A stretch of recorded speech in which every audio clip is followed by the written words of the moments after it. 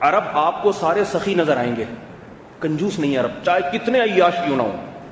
کیوں؟ ابراہیم علیہ السلام کے جو بلڈ میں اللہ نے سخاوت رکھی تھی وہ ان میں خود بخود ٹرانسفر ہوئی ہے لاشعوری طور پر. عرب میں کنجوس، آپ دیکھو مدینہ میں جا کے افطاری کا منظر دیکھو، مکہ میں جا کے افطاری کا منظر دیکھو. اور یہ تو وہ ہے جو دکھا کے کر رہے ہیں، جو خفیہ صدقے کرتے ہیں نا عرب، وہ تو کسی کو پتہ ہی نہیں ہوتا اللہ کے علاوہ اور اس شخص کے علاوہ جو کر رہے صدقے. عربوں میں ایسی بہت مثالیں آج بھی ہیں. ایسے نوٹوں کی گڈی نکال کے فقیر کو پکڑائی کہ بس اس فقیر کو پتہ ہے، اور خود بھی نہیں گنے، یوں اٹھا کے لے نکل یہاں سے. ہمارے اندر نہیں ہے یہ چیزیں. ہم تو گنتے ہیں، 8 آنے دیتے ہیں اس کو جو وائپر لگا کے جاتا ہے نا، 8 آنے پکڑ. آپ کہہ سکتے ہیں کہ عربوں کے پاس پیسہ ہے، جب پیسہ نہیں تھا پھر بھی ایسے ہی تھے. حاتم طائی کس میں گزرا ہے؟ عربوں میں گزرا ہے. ٹھیک ہے نا. نحمده ونصلي على رسوله الكريم. آج درس قرآن کے بجائے 2-3 سوالات ہیں جن کے میں جواب دوں گا، جو بہت دنوں سے گھوم رہے ہیں اور بہت لوگ کر رہے ہیں. میں ان کو سوالات کہہ رہا ہوں، ورنہ حقیقت میں وہ اعتراضات ہیں جو مجھ پر ہوتے ہیں، میرے بیانات پر ہوتے ہیں. 2 اعتراضات. ایک اعتراض تو فیس بک پہ میرا بیان چلا ہے، کلپ شارٹ کلپ ہے، اس کلپ پر اعتراض کیا کسی نے کیا بہت سارے لوگوں نے بھرمار کر دیے، دھڑ دھڑ اعتراضات. وہ 10 منٹ کا یا 5 منٹ کا کلپ ہے. تو وہ کلپ جب چلایا گیا، مجھے نہیں پتا تھا اس پہ اتنے لوگوں کے اعتراضات سامنے آئے ہیں. تو میرے پاس کالز آئیں، فون آئے، میسج آئے کہ بھائی اس کو ہٹاؤ فیس بک سے، یہ کیا آپ نے بیان داغ دیا ہے. میرا ارادہ یہی تھا کہ فیس بک سے ہٹا دوں گا، پتہ نہیں شاید کوئی غلط بات کر دی ہوگی میں نے. تو جب میں نے وہ بیان اپنا سنا تو بالکل صحیح تھا، اس میں کوئی ایسی بات نہیں تھی جو غلط ہو. لیکن اس بہانے مجھے لوگوں کے کمنٹس پڑھنے کا موقع مل گیا. تقریباً سارے ہی نیگیٹو کمنٹس آئے تھے. بیان کا خلاصہ بتا دیتا ہوں. اس بیان میں نے یہ بات کہی ہے کہ کوئی لڑکی اپنے ولی کی اجازت کے بغیر غیر کفو میں نکاح نہیں کر سکتی. اور غیر کفو میں بتایا کہ اونچے خاندان کی لڑکی کسی گھٹیا خاندان میں کسی بھنگی چمار سے شادی نہیں کر سکتی. اس میں والدین کی عزت کا جنازہ نکل جاتا ہے، رشتہ داروں کی عزت خاک میں مل جاتی ہے، اس کی اجازت نہیں ہے. بیان یہ ہے، اتنا ہے. اسی کو 5 منٹ تک چلایا ہے. تو اس پہ جو لوگوں کے کمنٹس آئے ہیں، بھائی اسلام میں تو بھنگی اور غیر بھنگی سب برابر ہیں، اسلام میں تو اصل تقوی ہے، خاندان ذات پات یہ تو ہندوؤں کے یہاں ہوتا ہے، اسلام میں ایسا نہیں ہے. بعض لوگوں نے حدیث بھی لگائی، لا فضل لعربی علی عجمی. حدیث میں آتا ہے کسی عربی کو کسی عجمی پر کوئی فضیلت نہیں ہے. پھر کسی نے کہا کہ بھئی پھر کیا جتنی بھی کورٹ میرج ہو رہی ہیں ساری ناجائز ہو رہی ہیں؟ کورٹ میرج میں تو ہوتا ہی ہے، ابا کی مرضی کے بغیر ہی شادی ہوتی ہے نا کورٹ میرج. پہلی بات تو یہ ہے کہ کسی کے بیان پہ اعتراض کریں، جو بات اس نے نہیں کہی ہے اس پہ اعتراض نہ کریں. میں نے یہ تھوڑی کہا کہ جتنی بھی کورٹ میرج ہیں ساری ناجائز ہوتی ہیں. میں نے یہ کہا ہے لڑکی جب غیر کفو میں نکاح کرے گی، غیر کفو کہتے ہیں جو لڑکا اس کے ہم پلہ نہ ہو، اس کے پیرلل نہ ہو، اس میں نکاح کرے گی بشرطے کہ اپنے باپ کی اجازت کے بغیر، تو وہ نکاح کالعدم ہے، کالعدم. اس سے کیا ثابت ہوا کہ باپ کی اجازت کے بغیر کرے مگر کفو میں کرے، ہم پلہ ہو تو نکاح شمار ہوگا، وہ نکاح کالعدم نہیں ہے. تو کورٹ میرج میں اگر اس نے ایسی جگہ نکاح کیا ہے جو لڑکا اس کے برابر کا تھا، جوڑ کا تھا، تو نکاح ہو جائے گا. وہ الگ بات ہے کہ ہم اس کی حوصلہ افزائی نہیں کرتے، اس میں لڑکیوں کو گھروں سے بھاگنے کا موقع ملتا ہے.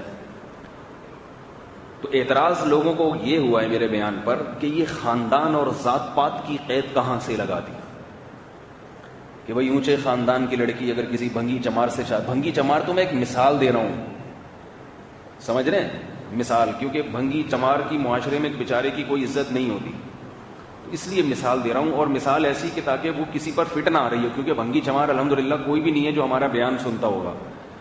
بھنگی چماروں کی ایک الگ ہی دنیا ہوتی ہے، سمجھ رہے ہیں نا، وہ تو سنتے بھی نہیں بیچارے، اور اگر سنتے بھی ہیں، چلیں خیر چھوڑیں، پھر بات میں جلدی سے ٹو دا پوائنٹ بات کرتا ہوں. تو مسئلہ ایسے ہی ہے جیسے میں نے بیان کیا ہے کہ لڑکی اپنے باپ کی اجازت کے بغیر غیر کفوف میں، کفوف کہتے ہیں ہم پلہ، پیرلل، اس کو یہ لفظ یاد کرنے کے لیے قرآن مجید کی آیت ہے نا وَلَمْ يَكُنْ لَهُ كُفُوًا أَحَدٌ، اللہ کا کوئی کفو نہیں ہے. یعنی اس کا کوئی ہمسر نہیں ہے، اس کا کوئی ہم پلہ نہیں ہے. تو یہ کفو کا لفظ آپ کو یہاں سے یاد رہ جائے گا. اب اس پر جو یہ اشکال ہے کہ اسلام میں ذات پات نہیں ہے، اس اشکال کے دو جواب ہیں، ایک تحقیقی اور ایک الزامی. الزامی جواب کہتے ہیں کہ آپ جو دلیل دے رہے ہیں آپ خود اس کو عملی دنیا میں مانتے نہیں ہیں، تو پھر دوسرے کو کیسے آپ وہ دلیل پیش کر سکتے ہیں؟ اور تحقیقی دلیل یہی ہوتی ہے کہ باقاعدہ دلیل ہو. تو الزامی دلیل یہ ہے کہ کیا جب آپ کے ہاں جن لوگوں نے بھی فیس بک میں مجھ پہ اعتراضات کیے ہیں کہ اسلام میں ذات پات نہیں ہے، صرف تقویٰ ہے، تقوی کی بنیاد پر فضیلت ہے، تو جب ان کے ہاں رشتہ آتا ہے کسی کا، لڑکے کا صرف تقویٰ دیکھتے ہیں یا ذات بھی دیکھتے ہیں، پیسہ بھی دیکھتے ہیں، خاندان بھی دیکھتے ہیں، شکل بھی دیکھتے ہیں، گورا ہے، کالا ہے، ٹھگنا ہے، لمبا ہے، موٹا ہے، پتلا ہے، یہ ساری چیزیں، بہنگا ہے، کاڑا ہے، اندھا ہے، یہ دیکھتے کہ نہیں دیکھتے؟ بہت مشکل ہے سمجھا. اسلام میں تو نہیں ہے جو ٹھگنا ہے اور لمبا ہے، اسلام میں کوئی فرق ہے اس میں؟ بولو نا بھائی، کیا ہو گیا؟ جو ٹھگنا ہے اور لمبا ہے، کیا ٹھگنے جہنم میں جائیں گے اور لمبے جنت میں جائیں گے؟ بھائی لمبے بھی جنت میں جائیں گے اگر نیک ہوں گے، تو ٹھگنا بھی جنت میں جائے گا. بلکہ ٹھگنے اس کا چانس زیادہ ہے، اس نے جو لوگوں نے اس کا جو دنیا میں مذاق اڑایا اور اس پر جو اس کو تکلیف ہوئی، اس تکلیف کی بنیاد پر اس کا جنت میں جانے کا امکان زیادہ ہے. اور جن لمبوں نے اس کا مذاق اڑایا، ان لمبوں کے جہنم میں جانے کا امکان زیادہ ہے. تو اسلام کے لحاظ سے، آخرت کے لحاظ سے، تو ٹھگنوں کا مقام لمبوں سے عموماً زیادہ ہی ہوگا. لیکن جب آپ کے ہاں کوئی نکاح کا پیغام لے کر آتا ہے آپ کی بیٹی کے لیے، تو لڑکی خود بھی دیکھتی ہے کہ ابا میرا قد ہے 5.5 فٹ اور یہ 3 فٹ کا میرے ساتھ جچے گا نہیں آ رہی میرا خیال. اس طرح ایک آدمی ہے، بریگیڈیئر کی بیٹی ہے، کوئی کرنل یا بریگیڈیئر کی بیٹی، اب اس کا رشتہ آیا، قصائی ہے کوئی یا کوئی ٹھیلا لگا گول گپے بیچتا ہے. لڑکی کیا ہے؟ بریگیڈیئر کی بیٹی. لڑکے کا بزنس کیا ہے؟ بول لو، گول گپے بولنے میں کچھ نہیں ہوتا، گول گپے کا کاروبار ہے. اب لڑکی کے باپ نے انکار کیا، حالانکہ لڑکے کے 4 مہینے بھی لگے ہوئے ہیں، داڑھی بھی ہے، نیک بھی ہے، پرہیزگار بھی ہے، تقوی میں لڑکی سے کئی گنا آگے ہے، مگر بزنس کیا ہے؟ گول گپے بیچتا ہے. لڑکی کیا ہے؟ بریگیڈیئر یا کرنل کی بیٹی ہے. کرنل صاحب انکار کریں گے یا ہاں کریں گے؟ اب آپ وہاں جو فیس بک پر جن لوگوں نے مجھ پہ کمنٹس بھیجے ہیں، بھئی اسلام میں تو بزنس، اسلام میں تو اصل کیا ہے؟ تقویٰ. تو تقوی میں تو یہ زیادہ بہتر ہے، بھئی اس کے 4 مہینے لگے ہوئے ہیں اور بریگیڈیئر صاحب یا اس کی بیٹی کے تو سہ روزہ بھی نہیں لگا. لیکن سب منع کریں گے بھائی یہ جوڑ کی شادی نہیں ہے، کیونکہ وہ اتنے اونچے خاندان میں پلی بڑی ہے، اس کی جو مینٹل اپروچ ہے وہ اونچی ہے اور اس کی مینٹل اپروچ نیچے ہے. نکاح میں سب سے زیادہ یہ دیکھا جاتا ہے کہ آپ کی جو ذہنی میچنگ ہے، دماغی میچنگ، وہ میچ کرے گا تو آپس کی ایک کامیاب شادی ہوگی. وہ میچ ہی نہیں کرتے تو یہ شادی 4 دن میں چلنے والی نہیں ہوتی. چاہے کتنا بڑا مفتی ہو، عالم ہو، اس کی بیٹی کا بھی جب کوئی پیغام لے کر آتا ہے وہ بھی یہ چند چیزیں دیکھتا ہے، بھائی یہ کچھ ایسا تو نہیں کہ بھئی یہ کہ میرے اس کے لحاظ سے بہت ہی کہیں نیچے تو نہیں ہے، لو لیول کا تو نہیں ہے. تو یہ دنیا میں لیول کا اعتبار ہے. وہ جو حدیث میں آتا ہے نا کہ کوئی فضیلت نہیں ہے عربی کو اجمی پر، یہ آخرت کے لحاظ سے ہے. آخرت کے لحاظ سے نہ عربی کو اجمی پر فضیلت، نہ گورے کو کالے پر فضیلت، نہ خوبصورت کو بدصورت پر فضیلت، نہ لمبے کو ٹھگنے پر فضیلت، نہ دولت مند کو غریب پر فضیلت، نہ کسی اونچے خاندان کے آدمی کو، نہ کسی بھنگی اور چمار پہ فضیلت ہے. ممکن ہے یہ بھنگی جنت میں جا رہے ہوں اور جو دنیا میں سوٹ ٹائی لگا کے گھومتے تھے وہ جہنم کی آگ میں جل رہے ہوں، یہ عین ممکن ہے. آخرت میں نہیں یہ چیزیں دیکھی جائیں گی. لیکن دنیا میں بعض مقامات پر، ہر جگہ نہیں، ہر جگہ اس کی اجازت نہیں. ہر جگہ کریں گے تو عصبیت، لسانیت اور تعصب میں آئے گی. جیسے نبی صلی اللہ علیہ وسلم نے فرمایا بدترین ولیمہ وہ ہے جس میں دولت مند لوگوں کو بلایا جائے اور غریبوں کو نظر انداز کی. یہ بدترین ولیمہ ہے کیونکہ آپ امیر اور غریب کا فرق کر رہے ہیں. لیکن بعض مقامات ایسے ہیں جہاں یہ فرق کرنے کا شریعت نے حکم دیا ہے. مثال کے طور پر حاکم کی سلیکشن، خلیفہ وقت کی سلیکشن، اس میں شریعت نے کہا ہے کہ جب بادشاہ کو منتخب کرو تو اس کا خاندان اونچا ہونا چاہیے، اس کی قوم عزتدار ہونی چاہیے. کیوں؟ اس لیے کہ لوگوں میں فطری طور پر اپنے سے جو کمتر ہوتے ہیں ان کو اپنا امیر اور اپنا بادشاہ تسلیم کرنا یہ فطری طور پر لوگ اس کو قبول نہیں کرتے. جب طبی طور پہ قبول نہیں کریں گے تو اس کی اطاعت نہیں ہوگی, اطاعت نہیں ہوگی تو بغاوتیں ہوں گی. تبھی حدیث میں آتا ہے, صحیح بخاری مسلم کی حدیث, الائمۃ من قریش, مسلمانوں کا خلیفہ قریش میں سے ہوگا, قریش میں سے. جب رسول اللہ صلی اللہ علیہ وسلم کا انتقال ہوا اور آپ صلی اللہ علیہ وسلم کے بعد خلیفہ نامزد کرنے کی نوبت آئی تو انصار میں سے بھی ایک خلیفہ کو منتخب کیا گیا کہ بھئی یہ ہوں گے, اور جمہور جو تھے حضرت ابو بکر کی طرف تھے. تو وہاں یہ حدیث سنائی گئی کہ نبی صلی اللہ علیہ وسلم فرمائے کہ امام اور خلیفہ قریش میں سے ہوگا. قریش, حضرت ابو بکر قریشی ہیں, ہاشمی ہیں. وہاں بھی سوال پیدا ہوتا ہے کہ اسلام میں تو عرب و عجم کا فرق نہیں ہے, انصاری یا مہاجر کا فرق نہیں ہے, لیکن مہاجر صحابی کو اور جو قریش تھے ان کو بنایا گیا. وجہ اس کی یہ تھی کہ قریش ابراہیم علیہ السلام کی اولاد میں سے تھے, اور ابراہیم علیہ السلام کی اولاد میں بھی جو آپ کی اولاد میں بھی جو بنی کنانہ ہیں, جو دوسری اولاد میں زیادہ خاندانی شرافت میں مشہور, ان میں سے تھے. پھر عدنان کی اولاد میں سے, پھر حضرت ہاشم کی اولاد میں سے. تو یہ منتخب کردہ ایک قبیلہ تھا جس کی سب عرب عزت کیا کرتے تھے, اور عزت ان کے اعمال کی وجہ سے. یہ لوگ خاندانی شرافت میں مشہور تھے کہ عزت دار لوگ ہیں, سخی ہیں, بہادر ہیں, ان چیزوں میں. تو جب خاندان کی شرافت اور عزت ایک دفعہ ان کے اعمال کی وجہ سے مشہور ہو جاتی ہے تو وہ خاندان معاشرے میں معزز بن جاتا ہے. ضروری نہیں کہ اس کا ہر فرد نیکی ہو. اسی خاندان میں ابو جہل بھی تھا, ابو لہب بھی تھا, وہ بھی قریش تھا, مگر اس پر کیسی لعنت ہوئی ہے. مگر جو ابو لہب اور ابو جہل کے طریق پر نہیں ہوگا, اپنے باپ دادا کے طریقے پر چلے گا, اس کی تو عزت ہوگی. تو نبی صلی اللہ علیہ وسلم فرمائے امام اور خلیفہ کہاں سے ہوگا؟ قریش. اس کی حکمت بھی علماء بیان کرتے ہیں, اس لیے کہ قریش کی اطاعت سب کے لیے آسان ہے, سب ان کو اپنا مذہبی رہبر مانتے تھے پہلے سے. ہاں یہ الگ بات ہے کہ اگر قریش میں سے نہ ہو تو کوئی اور اگر بن گیا تو پھر اس کی اطاعت لازم ہے, اس کو معزول کرنا پھر جائز نہیں ہے, کیونکہ امیر کے خلاف بغاوت کی شریعت میں اجازت نہیں ہے. لیکن اگر اپنے اختیار سے سلیکٹ کیا جائے گا تو آپ صلی اللہ علیہ وسلم نے کس کو سلیکشن کا حکم دیا؟ جو قریشی ہوگا اس کو منتخب کیا جائے گا. خود نبوت کو دیکھ لیں, اللہ نے اپنے نبی کو جو منتخب کیا ہے محمد صلی اللہ علیہ وسلم, یہ حدیث کے الفاظ ہیں. لوگ سمجھتے ہیں حدیث کے بھئی خاندان کا فرق. حدیث میں آتا ہے کہ اللہ تعالیٰ نے آدم علیہ السلام کی اولاد میں حضرت ابراہیم کو منتخب کیا ہے. سارے ایک جیسے نہیں ہیں, حضرت ابراہیم کو نوازا ہے بہت. پھر ابراہیم علیہ السلام کی اولاد میں بنو کنانہ کو, ان کو باقی اولاد ابراہیم سے زیادہ منتخب کیا. وہ ظاہر دینداری میں, شرافت میں. پہلے میں چھوٹی سی آپ کو ایک بات بتا دوں کہ اونچے خاندان کی ڈیفینیشن کیا ہے. اونچے خاندان کی ڈیفینیشن کیا ہے کہ جس کی عزت ہوتی ہے. نمبر ایک یہ کہ ان میں سخاوت ہو. سمجھ میں آ رہی ہے بات؟ بعض خاندانوں میں سخاوت ہوتی ہے, لوگوں کو کھلاتے رہتے ہیں, کھلاتے مشہور ہو جاتے ہیں, یار یہ بڑے لوگ ہیں. نمبر دو بہادری ہو. بعض خاندانوں میں نسل در نسل بہادری چلتی آتی ہے تو لوگوں میں مشہور ہو جاتے ہیں. نمبر تین دو نمبری نہ ہو, گھٹیا سوچ نہیں ہوتی, جیسے ہر ایک کو ڈاش دینا, دو نمبری کرنا. تو بعض خاندانوں میں یہ چیزیں, اب تو سارے خاندان آپس میں مکس ہو گئے ہیں نا, پتہ ہی نہیں چلتا کون خاندانی ہے, کون گھٹیا ہے, کون نیچ ہے, کون بھنگی ہے, کون چمار ہے, کون میراثی ہے, پتہ ہی نہیں چلتا. اب تو ایسا وہ لوگوں کی نظر میں اب یہ چیزیں, ان کی ویلیو ہی ختم ہو گئی. لوگ کہتے ہیں پیسہ ہونا چاہیے, باقی جو مرضی. اب کسی بھنگی کا رشتہ بھی آئے نا, اگر پیسہ ہے لوگ بیٹی دے دیں گے. وہ بزنس بتائے گا, کیا بزنس؟ پورے پاکستان کے بیت الخلا کا ٹھیکہ میرے پاس. پورے پاکستان میں جتنے لوگوں کی ہگائی متائی ہے اس کا ٹھیکہ میں نے لیا ہوا ہے.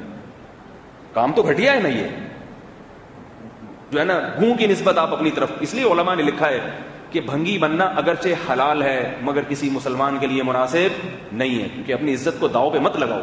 کیوں لوگوں کے گھوں اٹھاتے ہو؟ کوئی پیسے دے کے بھی کہے نا یہ کام کرو, بولو 1 کروڑ روپے دو گے میں تمہارا گھوں میں نہیں اٹھاؤں گا. یہ غلط ہے, مناسب نہیں ہے. اپنی عزت کو, اپنے جیسے مخلوق کی جو ہے نا وہ گوبر اٹھانا, اپنے جیسے انسان کا, یہ اپنے آپ کو. اس لیے علماء کی انہی تاکیدات کی وجہ سے مسلمانوں نے کبھی بھنگی کا شعبہ اختیار نہیں کیا. آپ جتنے بھی ہندوستان میں, پاکستان میں بھنگی دیکھیں گے آپ کو عیسائی ملیں گے یا ہندو ملیں گے. مسلمان بھوکے مر جاتے تھے مگر بھنگی کا شعبہ کبھی بھی انہوں نے اختیار نہیں کیا. کوئی بھنگی نہیں بنیں گے ہم, کچھ بھی ہو جائے. کیوں ہم صاف کریں لوگوں کی گٹر؟ کیونکہ اللہ چاہتے ہیں کہ غلام صرف کس کے بنو؟ میرے غلام بن کے رہو, اور کسی کے سامنے اپنے آپ کو اتنا مت گراؤ. لیکن کچھ خاندان ہوتے ہیں جنہوں نے گرا دیا ہوتا ہے اپنے آپ. اور بھی بعض شعبے ہیں جو دوسرے شعبوں کے مقابلے میں کمتر سمجھے جاتے ہیں. میں اب ان کو وہ نہیں کروں گا تاکہ کوئی ایسا نہ ہو کہ وہ اپنی بے عزتی اس میں محسوس کریں. عرف سے پتہ چلتا ہے کچھ چیزیں, عرف سے. طرح ڈھولکیوں اور میراثیوں کے خاندان, بعض خاندان ایسے ہوتے ہیں ڈھول لے کے پیدا ہوئے ہوتے ہیں بچے، ان کا جو باپ دادا سے جو چلا آ رہا ہوتا ہے وہ کیا ہوتا ہے؟ ڈھول کی ہیں یہ. تو ان میں بھی بہادری، شجاعت اور سخاوت یہ چیزیں نہیں ہوتی. آپ ان خاندانوں کے مردوں کو دیکھو گے تو ہر وقت چھمک چھلو بنے ہوئے پھر رہے ہوں گے وہ. تو یہ کوئی یعنی مطلب یہ کہ کوئی مردانگی تو نہیں ہوئی نا، یہ بہت مشکل ہے بھائی. آپ نے کبھی دیکھے ڈھول کی؟ تو یہ باقاعدہ ایک نسل ہے جو باپ دادا سے چلی آ رہی ہے. ناچنے والے، گانے والے، ان میں وہ خاندانی شرافت نہیں ہوتی. ہاں کسی میں ہو جائے ایک الگ، وہ ایک اللہ کسی کو توبہ کی توفیق دے دے اور وہ بن جائے تو الگ بات ہے، لیکن میں نے دیکھا ہے کہ وہ پھر بھی تھوڑے سے اس میں وہ جراثیم رہتے ہیں. پھر بھی اللہ کسی کو پکی توبہ کی توفیق دے دو تو بالکل بھی ختم ہو جاتا ہے. لیکن یہ چیزیں نسل در نسل چلی آتی ہیں، اس لیے کبھی بھی آپ اپنی اولاد کو ڈھول کی میراثی نہ بنائیں. وہ بن گیا تو آگے اس کی نسل میں یہ چیزیں چلیں گی، پھر ڈھولکیوں کے میراثیوں کا بن جاؤ گے. میں رہا ہوں کچھ وقت جو ہے نا، ہماری مدرسہ ایسی جگہ شفٹ ہو گیا تھا، وہاں سارے میراثی رہتے تھے. اب میں جب کبھی ہوٹل پہ چائے پینے جاتا تو وہ کوئی یوں کر کے گا رہا ہوتا تھا، منہ ٹیڑھا کر کے عجیب سا گانا گا رہا ہوتا تھا، کوئی یوں کر کے گا رہا ہوتا تھا، اور ہاتھوں میں انہوں نے کڑے پہنے ہوئے ہوتے تھے، اور مردوں نے ایسے کرتے پہنے ہوئے ہوتے تھے جو ہماری عورتیں بھی نہیں پہنتی، نیلے پیلے ہوئے عجیب سے. تو اس وقت مجھے خیال آتا تھا کہ یہ جو فقہاء نے لکھا ہے نا کہ خاندان کا فرق، یہ ایسے ہی نہیں لکھا. اب اس خاندان میں اگر کوئی لڑکی جائے گی کسی عزت دار خاندان کی، جس نے یہ ڈھول کی میراثی، گانے سننا ایک الگ چیز ہے، ٹھیک ہے نا، فلمیں دیکھنا ایک الگ چیز ہے، لیکن میراثیوں کے خاندان میں پیدا ہو جانا، ڈھولکیوں کے خاندان میں پیدا ہو جانا، وہ ایک الگ چیز ہے، کیونکہ اس میں وہ اثرات آتے ہیں. اب ایک عزت دار لڑکی جب ان کے یہاں جائے گی، وہ 4 دن بھی نہیں چل سکتی ایسے خاندان. وہ کہے گی یہ تو ان میں تو شرافت، ان کے مردوں کو دیکھو. اس نے اپنے گھر میں اپنے باپ دادا کو دیکھا ہوگا کیسے سوبر ہیں، کیسے شریف ہیں، بات کرنے کی تمیز ہے، ان کو آداب ہے، اور یہ کیسے بات کرتے ہیں. بعض خاندان میں ہوتے ہیں کہ ان کے ہاں وہ باپ دادا سے چونکہ چور چکے ہوتے ہیں. ابا کہیں چوری کرتے ہوئے پکڑے گئے تھے کئی دفعہ، شادی ایسے گھر میں کی، وہ بھی بیگم بھی چور تھی. ایسے میں لوگوں کو جانتا ہوں، باپ بھی چور ہے، ماں بھی چور ہے. اب ان کے گھر میں شکایت کرو تو وہ اس لیے شکایت نہیں سنی کہ وہ سارے چور ہیں. تو اب ان کے بچے بھی اسی طرح کے چوری چکاریاں کر رہے ہوتے ہیں. ایسے ایک خاندان تھے، ان کے بچے پکڑے گئے تو وہ چوری کرتے، ان کو بہت مارا. تو باپ نے کہا کیا کریں یار، اب ہمارا سسٹم ہی اسی طرح چلتا ہوا آ رہا ہے. اب جب ڈاکو ہیں، چور ہیں، قاتل ہیں، بعض خاندان میں قاتل ہوتے ہیں، وہ خاندانی لحاظ سے مشہور ہو جاتے ہیں کہ یہ قاتل ہیں، یہ لوگ، یہ اچھی کمیونٹی نہیں ہے ان کی. یہ حقائق ہیں، اس کے لیے قرآن و حدیث سے ثبوت کی ضرورت نہیں ہے. یہ زمینی حقائق ہیں جو ہر آدمی اپنی آنکھوں سے دیکھتا ہے. اور ہر پاگل سے پاگل بھی جب بیٹی کا رشتہ آتا ہے تو یہ دیکھتا ہے کہ بھئی اس کا خاندان کیسا ہے. تو شریعت جو فطرت ہی کا دوسرا نام ہے، وہ آپ کو کیسے کہہ دے گی کہ خاندان دیکھے بغیر بس جو ہے نا فوراً نکاح کر دو، بس یہ دیکھو کہ وہ داڑھی ہے یا نہیں ہے. میں جانتا ہوں جو بعض داڑھی والے ہیں چور ہیں، بلکہ جو گھٹیا خاندان کا آدمی ہوتا ہے نا، وہ داڑھی اور پگڑی کو اپنے غلط کاموں کا ذریعہ بناتا ہے. اونچے خاندان کا گناہگار آدمی، خاندان اچھا ہو، گناہگار ہو کے بھی وہ داڑھی والوں کی عزت کرے گا اور دین کو کبھی اپنی دنیا کے لیے استعمال نہیں کرے گا. وہ ایسے لوگ بھی ہیں، خاندان اچھا ہے، داڑھی نہیں رکھی انہوں نے، نماز نہیں پڑھتے، مگر دین کی عزت کرتے ہیں، اور کبھی بھی دین کو دنیا کمانے کا ذریعہ نہیں بناتے. ہمارے استاد حضرت مفتی ابو الوابا صاحب ایک دفعہ فرما رہے تھے کہ یہ جو لڑکے آج کل ہوتے ہیں نا، یہ جو لونڈے لپاڑے قسم کے، تو وہ جامعہ فاروقیہ میں رہتے تھے اس وقت، وہ بھی بالکل ینگ تھے، ابھی بھی ماشاءاللہ ہیں تو ینگ، لیکن وہ بالکل نومبری کا زمانہ تھا. تو وہ کہتے تھے کہ ہم دیکھتے ہیں کہ لڑکے، وہ سر کالج کی جب چھٹی ہوتی تھی تو لڑکے نکلتے تھے، وہ بہت سارے لڑکے کا کام یہ ہوتا تھا لڑکیوں کا پیچھا کرنا. کہہ رہے ان دنوں میں ہم نے دیکھے کہ 2 قسم کے لڑکے ہیں، ایک خاندانی اور ایک غیر خاندانی. جو خاندانی لڑکے ہیں نا، جن کے باپ دادا ذرا اچھی نسل کے ہیں، وہ صرف ان لڑکیوں کو تنگ کرتے تھے جو بے پردہ گھوم رہی ہیں. کبھی بھی پردے والی لڑکی کی طرف وہ نگاہ اٹھا کے بھی نہیں دیکھتے تھے، بلکہ اس کی عزت اور اس کا احترام کرتے تھے کہ بھائی یہ پردہ کرتی ہے، نیک دیندار ہے، اس کو دین پہ چلنے دو. یہ تو دوسری جو بالکل بے پردہ گھوم رہی ہے، اس کو یہ تو ہے ہی ایسی. تو جب تم نے اپنے آپ کو اتنا ایکسپوز کیا ہے، اتنا نمایاں کیا، تو ہم نے چھیڑ دیا تو کیا ہو گیا بھائی؟ ٹھیک ہے، غلط ہے، کہیں چھیڑنا نہ شروع کر دیں آپ لوگ. آپ بولے ہم لوگ خاندانی چھیڑ چھاڑ والے ہیں، ہم جا رہے ہیں. لیکن یہ فرق ہر جگہ نظر آتا ہے، ہر جگہ. اور جو نیچ اور گھٹیا ہے وہ اس کی پرواہ نہیں کرتا کہ عزت دار ہے یا بے عزت، اس نے تو اپنی ٹھڑک پوری کرنی ہے. چوروں میں، ڈاکوؤں میں بھی ہوتے ہیں کچھ، ڈاکوؤں میں ہمارے ایک استاد بتا رہے تھے، سرگودا سے وہ آ رہے تھے تو اس وقت جنگ چل رہی تھی عراق اور امریکہ کی، صدام اور امریکہ کی. تو سرگودا سے آتے ہوئے ڈاکوؤں نے گاڑی روک لی. ڈاکوؤں نے گاڑی روک لی, سب کو اتارا اور سب سے لوٹ لیا جو کچھ تھا ان کے پاس. یہ عالم تھے, داڑھی واڑی ماشاءاللہ, ان کو بلایا, ادھر آؤ, جتنے پیسے تھے واپس کیے. بولا ایک شرط پہ واپس کر رہے ہیں, دعا کرو امریکہ کی ٹھکائی ہو جائے وہاں عراق میں جو امریکہ نے حملہ کیا ہے نا, عراق امریکہ پہ غالب, صدام حسین امریکہ پہ غالب آ جائے. دعا کرتے, داڑھی واڑی دیکھ کے بولے چلو شاید ان کی دعا قبول ہو جائے. کہہ رہے یہ مجھ سے دعا کروائی اور سارے پیسے میرے واپس کر دیے. تو کہہ رہے تھے کیسے خاندانی قسم کے ڈاکو ہیں.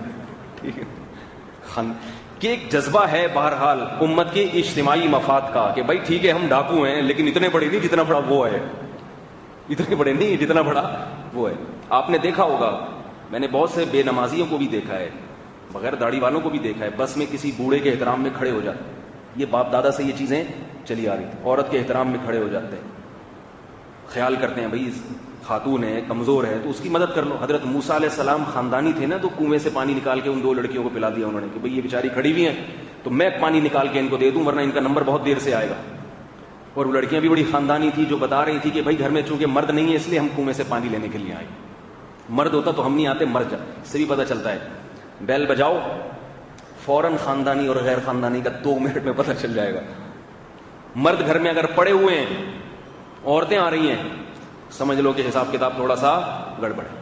اور اگر خواتین گھر میں بیٹھی ہیں, گھر کے جوان مرد اٹھ کے جاتے ہیں, بھائی تم بیٹھو یہاں پہ, ہم جاتے ہیں, ہم دروازہ کھولیں گے, تو یہ تھوڑا سا کیا ہے, بول لیں یار سبق یاد ہو جائے گا, تھوڑا سا خاندانی ہونے کی علامت ہوتی ہے. تو یہ ایک حقائق ہیں. تو میں نے جو بیان میں یہ بات کہی ہے نا کہ لڑکی غیر کفو میں, اب کفو میں تو شریعت نے تو حکم دیا کہ لڑکی کا نکاح کفو میں کیا جائے, یعنی ہم پلہ میں, لیکن کفو کسے کہتے ہیں اس میں شریعت نے ہمیں زیادہ وضاحت نہیں کی ہے. تو فقہا کہتے ہیں کہ جس چیز میں شریعت نے خود تفصیل بیان نہیں کی تو عرف متعین کرتا ہے. پھر عرف, تو فقہا نے بیان کیا 6 چیزیں ایسی ہیں جو کفو میں آتی ہیں. آ رہی ہے بات سمجھ میں؟ 6 چیزیں دیکھ کر آپ کو لڑکی کی شادی کرنی پڑے گی. لڑکے میں کتنی چیزیں ہونی چاہیے؟ 6 چیزیں. وہ 6 چیزوں میں لڑکا لڑکی کے برابر ہونا چاہیے یا اس سے افضل ہونا چاہیے, اس سے اونچا ہو یا اس کے کم از کم برابر. 6 چیزوں میں سب سے پہلے ہے اسلام. سب سے پہلے کیا چیز ہے؟ اسلام. اسلام کا مطلب یہ نہیں کہ غیر مسلم سے شادی ہو تو ویسے ہی حلال نہیں ہے. اسلام کا مطلب یہ ہے کہ جس نے نیا نیا اسلام قبول کیا ہو وہ بندہ اس لڑکی کا کفو نہیں ہے جس کے ہاں اسلام باپ دادا سے چلا رہا ہو. کیونکہ جو نیا نیا اسلام قبول کرتا ہے اس کے بارے میں 100% اطمینان نہیں ہے کہ ابھی اسلام اس کے اندر کتنا آیا ہے. نہیں آ رہی بات؟ تو اس کا جو پوتا ہوگا نا, پوتا یعنی باپ اور دادا اگر کسی کے مسلمان تھے تو پھر فقہا کہتے ہیں کہ باپ بھی مسلمان, دادا بھی مسلمان, پھر پوتے میں اسلام اچھی طرح سے راسخ ہو چکا ہوتا ہے. تو جس کا باپ اور دادا مسلمان ہو وہ اس لڑکی کا کفو ہے جس کے ہاں صدیوں سے اسلام چلا رہا ہے. کیونکہ جو غیر مسلم ہوتے ہیں نا, کتنے ہی سوبر کیوں نہ ہو, ان کے ہاں طہارت کا اہتمام نہیں ہوتا. اگر آپ ان کو اسلام قبول کروا بھی دیتے ہیں تو یہ پھر بھی کچھ ایسی چیزیں ان کے اندر ہوتی ہیں نان مسلموں والی. میں یہ نہیں کہہ رہا کہ سب میں ہوتی ہیں, کچھ ایسے بھی ہوتے ہیں جن کو اللہ ایسی توبہ کی توفیق عطا فرماتے ہیں کہ وہ ان کا کلچر پرانے مسلمانوں سے اچھا ہو جاتا ہے. ایسا بھی ہے. اگر کسی کو ایسا لگتا ہے تو ٹھیک ہے, وہ لڑکی اپنے باپ کو راضی کر کے نکاح کر لے. شریعت نے یہ نہیں کہا کہ لڑکی یہاں نکاح کر ہی نہیں سکتی. شریعت نے یہ کہا ہے کہ باپ کی رضا کے بغیر ایسی جگہ نکاح نہیں کر سکتی. باپ دیکھے گا کہ یہ نن مسلم, جو غیر مسلم ابھی مسلمان ہوا ہے, باپ اس کو تھرمامیٹر لگا کے چیک کرے گا یہ پکا ہو بھی گیا کہ نہیں ہو گیا. اگر باپ کو اطمینان ہوتا ہے پھر لڑکی شادی کر سکتی ہے. تو میرے بیان کا یہ مطلب نہیں ہے کہ غیر کفو میں لڑکی کا نکاح سرے سے ہو ہی نہیں سکتا. باپ کو اس کو راضی کرنا پڑے گا. باپ نہیں ہے تو بھائی کو راضی کرنا پڑے گا. سمجھ رہے بات کو؟ وہ اطمینان کر لے ہاں بھائی اس کے پرانے سارے جراثیم ختم ہو گئے ہیں, باپ کی اجازت کے ساتھ پھر نکاح ہو سکتا ہے. دوسری چیز ہے دینداری. اسلام کے بعد بھی تو کچھ چیزیں ہیں نا. دینداری, دینداری میں یہ آتا ہے کہ لڑکی شرعی پردہ کرتی ہے, نمازی ہے, پرہیزگار ہے, طہارت کا اہتمام کرتی ہے, اور لڑکا کیا ہے, لونڈا لپاڑا ایک نمبر کا. ایک نمبر کا. تھوڑی بہت تو فرق ہوتا ہی ہے, تھوڑا بہت فرق اس کا اعتبار نہیں ہے کہ وہ 100 دفعہ سبحان اللہ پڑھتی ہے, یہ 50 دفعہ پڑھتا ہے بیچارہ.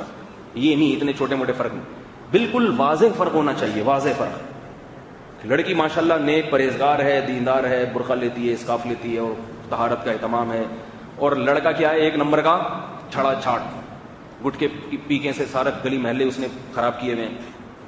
صحیح ہے نا, محلے میں ابے تبے کر کے گھومتا ہے, اور فقہاء نے یہاں تک لکھا ہے کہ اتنا عجیب سا ہو کہ گدی اسٹاپ والا معاملہ ہو. امام محمد نے لکھا ہے کہ لوگ آگے اس کی چپت لگا کے چلے جاتے ہوں تو اس کو اپنی بے عزتی محسوس ہی نہ ہوتی ہے اس میں, ٹھیک ہے نا. بعض لوگ ہوتے ہیں ان کو آپ کچھ بھی کر لیں, تھوڑا سا بھی کچھ آپ ان کو گالی دیں گے تو اپنی بے عزتی محسوس کرتے ہیں کیونکہ اچھے خاندان سے ان کا تعلق. بعض ہوتے ہیں آپ ان کو اٹھا کے جو مرضی کر لو تو وہ ان کو اپنی بے عزتی محسوس نہیں ہوتی, وہ اس پہ ہنس رہے ہوتے ہیں ماشاءاللہ کوئی ایسی بات نہیں ہے, یہ تو چلتا ہے. یعنی اتنا خسیس طبیعت کا آدمی ہو کہ ہر وقت, اب یہ نہیں کہ گٹکے والے کو آپ مسترد کر دیں, مطلب یہ کہ 24 گھنٹے جیسے ہوتے ہیں نا بے روزگار قسم کے لڑکے ہر وقت گٹر کے ڈھکن پہ بیٹھے رہتے ہیں, پان پھینکنا اور بس ڈبو کھیلنا سارا دن, اسنوکر کھیلنا, ایک نہ نماز کا پتہ نہ روزے کا پتہ. تو لڑکی اگر باپ کی اجازت کے بغیر ایسے لڑکے سے شادی کرے گی تو شریعت میں یہ الاؤ, بولو بھائی, نہیں, یہ نکاح سرے سے منعقد ہوگا ہی نہیں, کیونکہ اس میں لڑکی کی صرف رائے نہیں ہے, لڑکی کے خاندان کو بٹا لگے گا. لوگ تانا دیں گے لڑکی کے باپ کو کہ تمہاری بیٹی کہاں گئی, اس کا مطلب تم لوگ ہو ہی اسی قسم کے, ہمیں تو پتہ ہی نہیں تھا کہ تم اس قسم کے ہو. بیٹا کہیں بھی شادی کر لے اس سے ذلت نہیں ہوتی, وہ تو مرد ہے. یہ احکام جو شریعت نے کفات کے بیان کیے لڑکی کے لیے بیان کیے, مرد کے لیے بیان نہیں کیے. مرد کو تو اجازت ہے عیسائی سے بھی شادی کر سکتا ہے, عیسائی لڑکی سے بھی, کیونکہ عورت شوہر کے تابع ہوتی ہے. وہ تو جتنی کمتر ہوگی نا اتنا ہی فرما بردار بن کے رہے گی, اس کو اپنے شوہر کی برتری کا احساس ہوگا. کوئی کسی بھنگن کی شادی ہو جائے کسی قریشی سے, جو سید سے, قریشی سے مراد اوریجنل سید, ورنہ آج کل ہاشمی سرمے ہیں اور پتہ نہیں کیا کیا وہ بک رہے ہیں, وہ سب نے اپنے آپ کو قریشی بنایا ہوا ہے. تو کوئی اونچے خاندان کا مرد اگر نکاح کر لے گا نا اپنے کسی کمتر میں, اس میں نقصان نہیں ہے, کیونکہ عورت مرد کے تابع ہوتی ہے. تو اب دوسری چیز ہو گئی کیا, دینداری ہو گئی. دینداری میں واضح فرق اگر آ رہا ہے تو وہ صحیح نہیں ہے. تیسری چیز ہے پیشہ. لڑکی کا جو خاندان ہے ان کا پیشہ بہت اونچا ہے, جیسے کوئی فوج میں بریگیڈیئر کرنل ہیں وہ لوگ, یا یہ کہ انجینئر ڈاکٹر ہیں ان کے یہاں, یا یہ کہ ان کا بزنس ہے بہت بڑا, کوئی ایسا عزت والا بزنس نہیں کہ لیٹرین کا کاروبار ہے ان کا, یہ نہیں ہے, گوں اٹھانے کا کاروبار, یہ نہیں, بزنس ہے بہت اچھا سمجھا جاتا ہے وہ معاشرے میں. اور لڑکا جو ہے اس کا جو بزنس ہے یا اس کا جو کاروبار ہے وہ معاشرے میں ایک کمتر سمجھا جاتا ہے. آخرت میں تو ان چیزوں کا اعتبار نہیں ہے, لیکن جب ایک چیز سمجھی جاتی ہے, جیسے میں نے بنگی کی مثال دی, تو یہ بھی لڑکا جو ہے لڑکی کے ہم پلہ اور کفو نہیں ہے. اس سے بھی لڑکی اگر باپ کی اجازت کے بغیر نکاح کرے گی تو یہ نکاح منعقد نہیں ہوگا. کتنی چیزیں ہو گئیں. چوتھی چیز ہے نسب. جو پیغمبروں کے نسب ہیں, انبیاء کی اولادیں ہیں, ان میں انبیاء سے کچھ چیزیں جسے کہتے ہیں انہیریٹڈ, وراثت میں منتقل ہوتی ہیں. عرب آپ کو سارے سخی نظر آئیں گے, کنجوس نہیں ہے عرب, چاہے کتنے عیاش کیوں نہ ہو. کیوں؟ ابراہیم علیہ السلام کے جو بلڈ میں اللہ نے سخاوت رکھی تھی وہ ان میں خود بخود ٹرانسفر ہوئی ہے لاشعوری طور پر. عرب میں کنجوس, آپ دیکھو مدینہ میں جا کے افطاری کا منظر دیکھو, مکہ میں جا کے افطاری کا منظر دیکھو. اور یہ تو وہ ہے جو دکھا کے کر رہے ہیں, جو خفیہ صدقے کرتے ہیں نا عرب, وہ تو کسی کو پتہ ہی نہیں ہوتا اللہ کے علاوہ اور اس شخص کے علاوہ جو کر رہے صدقے. عربوں میں ایسی بہت مثالیں آج بھی ہیں. ایسے نوٹوں کی گڈی نکال کے فقیر کو پکڑائی کہ بس اس فقیر کو پتہ ہے, اور خود بھی نہیں گنے, یوں اٹھا کے لے نکل یہاں سے. ہمارے اندر نہیں ہے یہ چیزیں, ہم تو گنتے ہیں, آٹھانے دیتے ہیں اس کو جو وائپر لگا کے جاتا ہے نا, آٹھانے پکڑ. آپ کہہ سکتے ہیں کہ عربوں کے پاس پیسہ ہے, جب پیسہ نہیں تھا پھر بھی ایسے ہی تھے. حاتم طائی کس میں گزرا ہے؟ عربوں میں گزرا ہے, ٹھیک ہے نا. تو یہ چیز ابراہیم علیہ السلام کی سخاوت تو اللہ نے قرآن میں بیان کی ہے. مہمان آئے ہیں, فما لبث ان جاء بعجل حنیذ, ابھی پوچھا بھی نہیں کہ انسان ہو یا فرشتے ہو, بھوک لگتی ہے کہ نہیں لگتی. بات شروع کرنے سے پہلے بھنا ہوا بچڑا سامنے لا کے رکھ دیا, بسم اللہ کرو, پھر دیکھیں گے کون ہو, کہاں سے آئے ہو, کیا ہو, پہلے یہ کھاؤ. بھنا ہوا بچڑا ہم کاٹ رکھ, میں نہیں کر سکتا بھائی جو یہاں بیٹھ کے بیان کر رہا ہوں, میں نہیں کر سکتا. تو ایسی سخاوت. تو کچھ چیزیں ایسی ہیں جو اسی وجہ سے علماء کہتے ہیں جو پیغمبروں کی اولادوں میں ہیں نسب کے اعتبار سے, وہ جیسے سید ہے تو وہ اس کے برابر نہیں ہے جو پیغمبروں کی اولادوں میں. آخرت میں نہیں ہے, آخرت میں تو ابو جہل جہنم میں جائے گا, ٹھیک ہے نا, حالانکہ پیغمبروں کی اولادوں میں, اور حضرت بلال جنت میں جائیں گے, حالانکہ کسی پیغمبر وہ تو حبشی غلام تھے, لیکن آخرت میں تو دنیا کے لحاظ سے, دنیا, کیونکہ نکاح تو ایک دنیاوی چیز ہے نا, ابھی جنت میں تھوڑی ٹہل رہے ہیں ہم, ابھی تو یہاں کے حقائق کے لحاظ سے, یہاں کے لحاظ سے ہم نے دیکھنا ہے کہ یہ زندگی ان کی گزر بھی سکتی ہے کہ نہیں گزر سکتی. تو کتنی چیزیں ہو گئیں؟ 4. 5ویں چیز ہے خاندان. عرف میں جو خاندان اچھے سمجھے جاتے ہیں, دیکھو ہندوؤں میں اور اسلام میں فرق یہ ہے کہ آپ کہیں گے ہندوؤں میں بھی تو کچھ خاندان جو ہے نا وہ ہے نا ذات پات کا فرق ہے نا, کچھ گھٹیا ہیں کچھ اعلیٰ ہیں. ہندوؤں میں اور اسلام میں فرق ہے. ہندوؤں میں جو گھٹیا ہیں نا, چاہے وہ عادات کے لحاظ سے کتنے ہی اچھے ہو جائیں, انہوں نے جب ایک دفعہ گھٹیا ہونے کا ان پہ اسٹیمپ لگا دی تو وہ گھٹیا کبھی بھی اعلیٰ نہیں بن سکتے. وہ کہتے ہیں یہ نسل ہی خراب ہے. ہم نسل کو نہیں خراب مانتے, ہم کہتے ہیں کچھ خاندان اپنی حرکتوں اور نیچ گھٹیا حرکتوں کی وجہ سے مشہور ہو جاتے ہیں. جیسے میں نے میراثیوں کی مثال دی, ڈھولکیوں کی. ان کے مرد بیٹھ کے سارا دن ناخن کتنے عورتوں کی طرح بڑھائے ہوئے ہوتے ہیں اور وہ لگائی ہوئی ہوتی ہے نیل پالش. اب آپ یہ نیل پالش لگائیں مرد ہو کے اور وہ چوڑی دار پاجامہ پہن کے گھر جائیں, آپ کو آپ کے گھر کی عورتیں گھسنے دے دیں گی؟ بولیں کیا ہو گیا؟ تو وہ یہی تانا دیں گی کہ کسی میراثی کے پاس سے بیٹھ کے آ رہے ہو کیا, کسی ڈھولکی کے پاس سے بیٹھ. اگرچہ آپ گانے سنتے ہوں, ناچ بھی لیتے ہوں, لیکن ناچنا اچھا کام نہیں ہے. لیکن پھر بھی باقاعدہ میراثی ہونا ایک الگ چیز ہے. کبھی کسی چیز پہ آدمی مٹک جائے وہ ایک الگ چیز ہے. تو کوئی بھی اپنی نسبت اس طرف نہیں کرتا کہ ہم باقاعدہ گانے بجا لیں, ہمارا خاندانی پیشہ ہی یہ بن جائے. اس کو کوئی قبول نہیں کرتا. یہ تو الگ بات ہے کہ آج کل ڈھولکیوں اور میراثیوں کو ٹیلی ویژن نے عزت دے دی ہے. وہ تو حدیث میں آتا ہے, کیونکہ قرب قیامت میں فرمایا کہ ذلیل لوگ عزت دار بن جائیں گے اور عزت دار لوگ ذلیل کہلائیں گے. وہ تو ایک قیامت آنے والی ہے نا, تو اس لیے ہر چیز الٹی ہو رہی ہے. اس حدیث میں آتا ہے قوم کا پست ترین اور ذلیل ترین آدمی حاکم بنے گا, اور جو ہے نا عزت دار لوگ کیا ہوں گے, بیچارے پست ہو جائیں گے. تو وہ وقتی طور پر پست ہیں, لیکن حقیقت میں تو وہ بہرحال عزت دار ہیں. تو یہ کون سا نمبر ہو گیا؟ 5واں. تو 5ویں چیز ہے خاندانی شرافت. چھٹی چیز میرے دماغ سے نہیں, ہاں چھٹی چیز ہے مال. مال میں بھی کفات ضروری ہے. مال میں کفات کا کیا مطلب ہوتا ہے؟ یہ مطلب نہیں جو آپ سمجھ رہے ہیں. اور کمال کی بات ہے ہمارے ہاں ان 5 چیزوں کو اہمیت نہیں دی جاتی, دولت کو بہت اہمیت دی جاتی ہے, جبکہ شریعت نے دولت کو اس معاملے میں بالکل بھی اہمیت نہیں دی ہے. دولت کو اتنی اہمیت بس دی ہے کہ لڑکا مہر ادا کرنے پر قادر ہو, اتنا مہر جتنا اس خاندان کی لڑکیوں کا ہوتا ہے. نہیں یاری میرا خیال ہے. مثال کے طور پر آپ نے کہیں نکاح کا پیغام بھیجا, جس لڑکی کے لیے نکاح کا پیغام بھیجا اس کی بڑی بہن کو مہر ملا تھا 3 لاکھ روپے, اور ان کے ہاں خاندان میں یہ مہر ہے, یہ رواج ہے ان کے. تو آپ اگر مہر 3 لاکھ روپے کہیں سے کر کے انتظام کر دیتے ہو تو آپ شریعت کی نظر میں لڑکی کے ہم پلہ اور کفو سمجھے جاؤ گے, چاہے جیب میں 1 ٹکا بھی نہ ہو, بے روزگار ہو آپ. کیوں؟ فقہا کہتے ہیں کہ لأن المال غاد ورائح, جب آپ کے ہاتھ پاؤں میں کمانے کی طاقت ہے تو پھر یہ نہیں دیکھا جائے گا کہ آپ عملی طور پر کما رہے ہیں کہ نہیں کما رہے, اس لیے کہ روزگار 1 سیکنڈ میں ملتا ہے اور 1 سیکنڈ میں چھوٹتا ہے. نہیں آ رہی بات؟ ممکن ہے آپ آج جس داماد کو سلیکٹ کر رہے ہیں وہ کروڑوں روپے کا کاروبار ہے, این ممکن ہے کل روڈ پہ آ جائے, اور ممکن ہے جو بالکل بے روزگار ہے شادی کرے اور نوٹوں میں کھیلنا شروع کر دے. تو اس لیے اس کا اعتبار نہیں کیا گیا کہ وہ عملی کما کیا رہا ہے. وجہ اس کی لأن المال غاد ورائح, مال صبح ہوتا ہے شام کو غائب, شام کو ہے صبح کو غائب. فقیر لوگ ایک دم کروڑپتی بن جاتے ہیں, بزنس چل پڑتا ہے. اور نکاح کی برکت سے تو اللہ نے ویسے ہی وعدہ کیا ہے کہ نکاح کرو گے تو میں مال میں برکت دوں گا. تبھی نبی صلی اللہ علیہ وسلم نے بہت سارے ایسے نکاح پڑھائے ہیں کہ شوہر کے پاس کچھ بھی نہیں تھا, پیسے ہی نہیں تھے, پھر بھی آپ نے نکاح پڑھایا کہ بھائی کوئی بات نہیں, بیوی آئے گی تو برکت بھی آئے گی ساتھ ساتھ. تو اس چیز کو شریعت نے فوکس نہیں کیا کہ پیسے ہیں یا نہیں ہیں, لیکن ہم سب سے زیادہ کس کو فوکس کرتے ہیں؟ پیسے. بھنگی ہو چمار ہو مگر گھر اپنا ہو اس کا, میراثی ہو ڈھولکی ہو مگر گھر کرائے کے گھر والے کو لوگ دیتے ہی نہیں. بیٹی او بھائی جو اپنا ذاتی گھر ہے وہ بھی کرائے کا ہی ہے, اس میں سے بھی جنازہ اٹھے گا, یہاں سے بھی نکلو گے, اپنے گھر سے بھی نکلو گے, تمہیں اچھا داماد مل رہا ہے بسم اللہ کر کے شادی کرو, کوئی بات نہیں, کرائے کے گھر پہ رکھ لے گا تو کیا ہو جائے گا اس سے. مگر وہی کہ خاندان میں ناک کٹ جائے گی, لوگ بولیں گے کرائے والے کو دے دیا, تو پھر بٹھاؤ بوڑھا کرو گھر میں بٹھا بٹھا کے.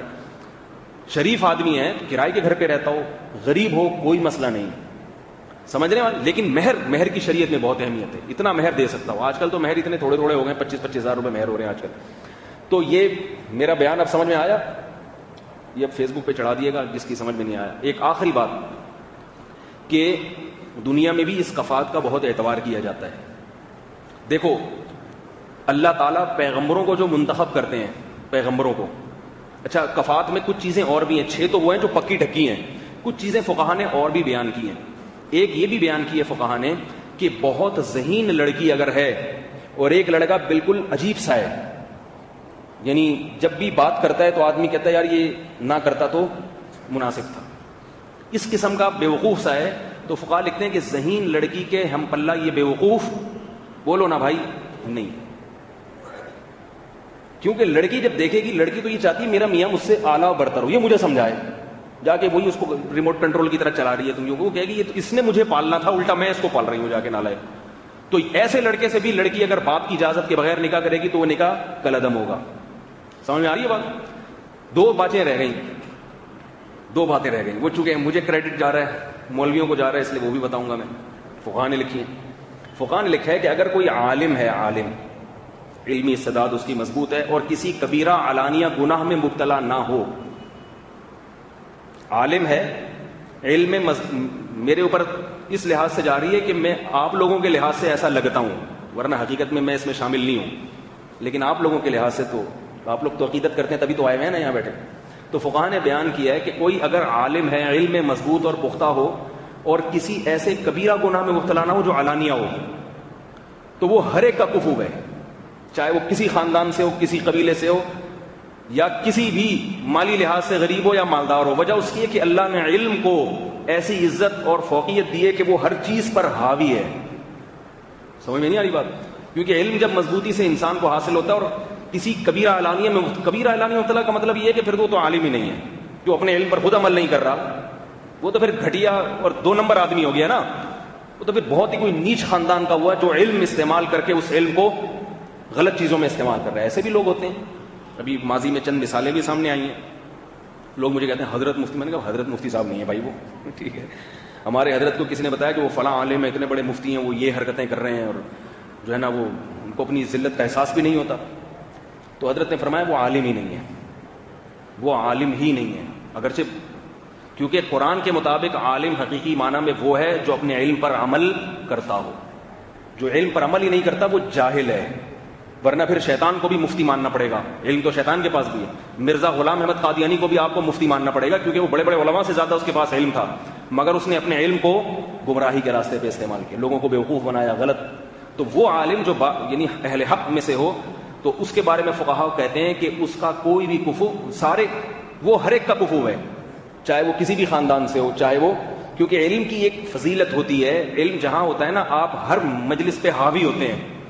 آپ کے پاس اگر علم اللہ نے دیا ہے تو ہر جگہ دلائل کے لحاظ سے آپ کا پلہ بھاری ہوگا، تو وہ خود بخود لوگ اس کی عزت کرتے ہیں، تو وہ پھر ہم پلہ ہو جائے گا. دوسری چیز، عالمہ اور لڑکی جو اگر عالمہ ہو، یہ بھی ایک مسئلہ بیان کیا فقہاء نے. لڑکی اگر عالمہ ہے، بشرطے کہ واقعی عالمہ ہو، مضبوط علم رکھتی ہو، باعمل ہو، تو فرماتے ہیں کہ اس کا کفو عالم کے علاوہ کوئی بھی نہیں ہے. بہت مشکل ہے سمجھانا آپ لوگ. یعنی کسی بھی غیر عالم سے اگر اس کا نکاح کیا جائے گا تو وہ نکاح غیر کفو میں نکاح کہلائے گا. آ رہی ہے؟ آ گئی؟ لیکن اس کا یہ مطلب نہیں کہ جتنے بھی بنات کے مدارس سے جو فارغ التحصیلات ہیں اب ان کے لیے آپ مفتیوں کو رشتے تلاش کرنا شروع کر دیں. ایک تو یہ 2 وجہ سے صحیح نہیں ہے. ایک تو یہ کہ ہر بنات کے مدرسے سے فارغ ہونے والی عالمہ ہوتی نہیں ہے. ہر مدرسے میں اصول یہ ہوتا ہے کہ 2% لوگ ہوتے ہیں پڑھنے والے اور محنت کرنے والے، 98% صرف کھانے پینے کے لیے آتے ہیں. یہ اسکولوں میں بھی ہے، یونیورسٹیوں میں بھی ہے، مدرسوں میں بھی ہے، بنات کے مدرسوں میں بھی ہے، سب جگہ ہی ہو رہا ہے. بلکہ یونیورسٹیوں میں 1% ہوتے ہیں، مدرسوں میں تھوڑا سا ریشو پڑھائی کا زیادہ ہے. یونیورسٹیوں میں تو 1% ہوتا ہے جو پڑھنے آیا ہوتا ہے، باقی تو سب آپ کو پتہ ہی نہیں ہوتا میری یونیورسٹی ہے کہاں پہ. کراچی میں تو عجیب ہی حالات ہیں. تو باقاعدہ اس نے مضبوط علم حاصل کیا ہو اور اس علم پر عمل بھی کر رہی ہو. عالمہ بن گئی مگر شرعی پردہ نہیں کرتی ہے تو کبیرہ علانیہ گناہ ہے. تو اگر کوئی باقاعدہ ایسی عالمہ ہے تو علماء نے لکھا ہے کہ عالم کے علاوہ پھر اس کا نکاح کسی اور سے درست، بولو بھائی نہیں. اس کے باپ کو چاہیے کہ اس کے لیے پھر کسی عالم ہی کا رشتہ تلاش کرے، کیونکہ ہمارے حضرت تو اس معاملے میں بہت حساس ہے. حضرت مفتی رشید احمد صاحب رحمہ اللہ تعالیٰ وہ فرماتے تھے کہ عالمہ کا نکاح غیر عالم سے کرنے میں علم کی توہین ہے. وہ کسی غیر عالم کے ماتحت بن جائے گی تو یہ کیا ہو جائے گا کہ ماتحت بننے سے وہ علم کی، بھائی علم کو تو برتر ہونا چاہیے نا. تو شوہر عالم ہو، لڑکی غیر عالمہ ہو، یہ تو سمجھ میں آ جائے گا. لیکن لڑکی عالمہ ہو اور شوہر کیا ہو، بیچارہ بالکل فارغ، ٹھیک ہے، اس کو کچھ بھی نہ آتا ہو، تو اس کے لحاظ سے یہ نکاح ہم پلہ نہیں ہوگا. لیکن حضرت نے اس کا حل تجویز کیا تھا کہ لڑکیوں کو عالمہ ہی نہ بنایا جائے، کیونکہ آج کل رشتے مارکیٹ سے شارٹ بیٹھے رہو گے تو پھر بعض عالم، ہمارے ہاں عالم جو بنتے بھی ہیں وہ اکثر گاؤں دیہات کے ہوتے ہیں. وہ شہری لڑکیاں ان کے ساتھ میش نہیں کر پاتی. وہ پھر ایک یہ فرق آ جاتا ہے. اور شہری لوگوں میں عالموں کی تعداد، شہری لڑکوں میں عالموں کی تعداد بہت کم ہے. تو اگر آپ عالم کے اس میں بیٹھے رہیں گے تو ہمارے فرماتے تھے کہ پھر لڑکی کی شادی نہیں ہوگی. اور پھر عالم میں یہ بھی ضروری ہے باعمل بھی ہو.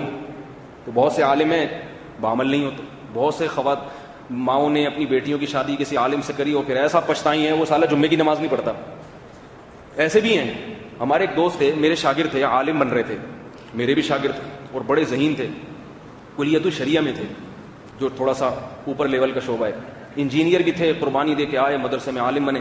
تو میرے بیان ایک صاحب سنا کرتے تھے، وہ اپنی بیٹی کے لیے بڑے پریشان تھے. کہہ رہے یار میری بیٹی ہے، دیندار ہے اور ماشاءاللہ اللہ نے اس کو حسن و جمال بھی بہت دیا اور ہر طرح سے، لیکن کوئی مناسب رشتہ نہیں آ رہا. تو میں نے کہا مجھے کوئی ملا تو بتاؤں گا آپ کو. دل تو چاہ رہا تھا خود ہی ٹرائی کر دوں، لیکن میں نے کہا پٹھان ہے کوئی پتہ نہیں کوئی ایسا نہ ہو کہ ٹھیک ہے. میں نے کیا نہیں ٹرائی. ممکن ہے میں کرتا تو شاید ہو بھی جاتی، لیکن میں پٹھان بھائی ہے نا، وہ بھروسہ نہیں ہے بھائی، غیرت کا مسئلہ نہ بنا لیں. وہ ایک آدمی کسی پٹھان کے اگر رشتہ لے کر گیا آپ کی بیٹی سے شادی کرنا چاہتا، تو پٹھان نے دھنائی لگائی اسے ٹھیک ٹھاک طریقے سے. تو وہ کپڑے جھاڑتے ہوئے کہتا ہے اچھا تو خان صاحب پھر انکار ہی سمجھوں. اب اتنی دھنائی لگا دی ابھی بھی انکار نہیں سمجھے. تو میں نے کہا اچھا ٹھیک ہے کوئی بتاؤں گا. تو میں دیکھنے لگا کوئی دو صحباب میں کوئی ہوا. اتنے میں جی مجھے پتہ ہی نہیں چلا انہوں نے میرے شاگرد سے اس کی شادی کر دی. مجھے نہیں بتایا. شادی ہو گئی اور بھائی رخصتی ہو گئی وغیرہ وغیرہ. اب 1.5 سال کے بعد مجھے ملے، کہنے لگے یار میں بہت بری طرح پچھتا رہا ہوں. کیا ہو گیا بھائی؟ کہہ رہے ہیں آپ کے شاگرد سے میں نے شادی کی اور بہت عذاب میں آ گیا ہوں میں. کیا بھائی؟ کہہ رہے وہ تو سالہ جمعے کی نماز نہیں پڑھتا اور گھر داماد بنا ہوا ہے. جب سے شادی ہوئی ہے مدرسہ بھی چھوڑ دیا اس نے. کہہ رہے میرے گھر پہ آ کے پڑا رہتا ہے، نہ کماتا ہے. کہہ رہے میں عالم بن رہا ہوں، میں کیوں کماؤں؟ ٹھیک ہے نا. یعنی جب سے شادی ہوئی ہے نا اپاہج. اور کہہ رہے نماز کے لیے نہیں اٹھتا. کہہ رہے میری طبیعت خراب ہے. بھائی جمعے کے لیے بھی تیری طبیعت خراب ہے، چلو ایک جمعہ خراب ہوگی، دوسرے جمعے خراب ہوگی.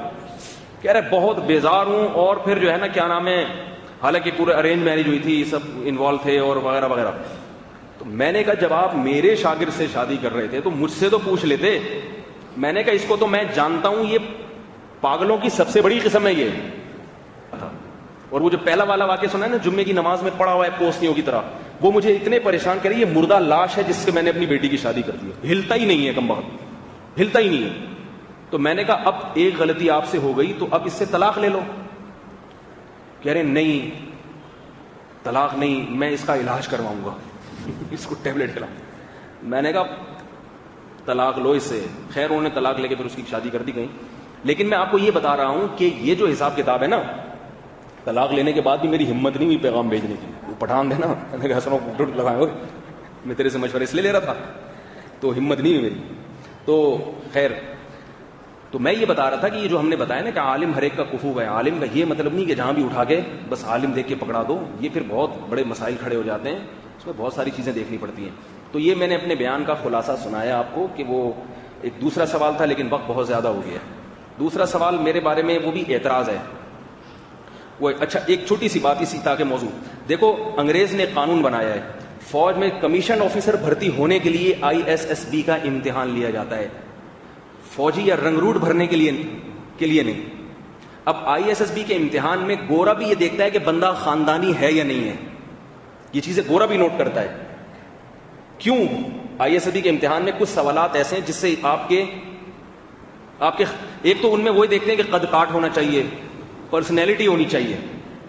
وجہ اس کی ہے کہ جو آفیسر بنتا ہے اگر اس کی پرسنالٹی نہ ہو تو پھر نیچے کا فوجی اس کی اطاعت کرنے میں شرم محسوس کرتا ہے. یہ فطرت ہے. انبیاء کرام کا میں بتا رہا تھا کہ انبیاء جتنے بھی دنیا میں آئے ہیں کوئی نبی بدصورت نہیں آیا، کوئی نبی کسی ایسے خاندان میں نہیں آیا جس سے لوگ اس کی حرکتوں کی وجہ سے نفرت کرتے ہوں. اس کی وجہ بھی علماء یہ کوئی نبی ایسا نہیں آیا کہ جن کو کوئی ایسی عیب دار بیماری ہو جس عیب دار بیماری کو لوگ ذلت کی نگاہوں سے دیکھتے ہوں. انبیاء کو جو بیماریاں ہوتی تھیں، زکام ہو گیا، بخار ہو گیا، بس یہ بیماری انبیاء کو ہوتی تھی. کوئی ایسی بیماری نہیں ہوتی تھی جس سے لوگ ان کا مذاق اڑانا شروع کر دیں. کوئی نبی ایسے نہیں دنیا میں آئے جو ایک ٹانگ سے معذور ہوں، ایسا نہیں تھا. کوئی نبی ایسے دنیا میں نہیں آئے جو ایک آنکھ سے معذور ہوں یا دونوں آنکھیں نہ ہوں. تو تو اسی وجہ سے اللہ تمام انبیاء کو ہر قسم کے عیب سے بچاتے ہیں تاکہ لوگ ان کو اپنا رہبر بنانے میں، فالو کرنے میں عار اور ذلت محسوس نہ کریں. جو کانا دجال آئے گا نا وہ کانا ہوگا. اب اس کا یہ مطلب نہیں کہ جو خدا نخواستہ کوئی کانا ہے یا نابینا ہے وہ گھٹیا ہے، نہ تو آخرت میں تو نابینا جنت میں ان کے لیے تو ضمانت ہے. حدیث میں آتا ہے جس کی میں نے دونوں آنکھیں لے لی، اللہ فرماتے ہیں، اور اس نے صبر کیا، میں اس کو جنت کی ضمانت دیتا ہوں. نابینا کے بارے میں صحیح بخاری کی حدیث ہے، نبی نے فرمایا، اللہ فرماتے ہیں کہ جس کی میں نے دونوں آنکھیں لی اور اس نے اس غم پر صبر کر لیا تو میں اس کے لیے جنت کی ضمانت لیتا ہوں. کتنا بڑا مقام. مگر کوئی نبی نابینا نہیں آئے، کوئی نبی، اس لیے کہ دنیا کے لحاظ سے ہے بھئی. تو اب میرا خیال ہے وہ اچھی طرح بات کلیئر ہو گئی ہوگی.